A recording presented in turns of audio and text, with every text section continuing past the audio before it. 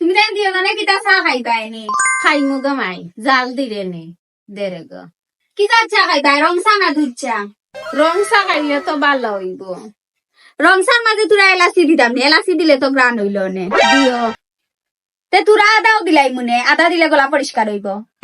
দেও। তে বেশি লিগার দি খাইবাই না কম লিগার দি খাইবাই?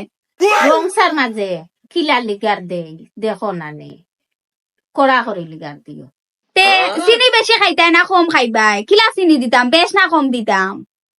মাই চিনি বেশও দিও না কমও দিও না, আন্দাজি চিনি হইতো। তে লেবু দিতাম নি, হালকা লেবু দিলে টেস্ট হইল নে, দিতাম নি লেবু?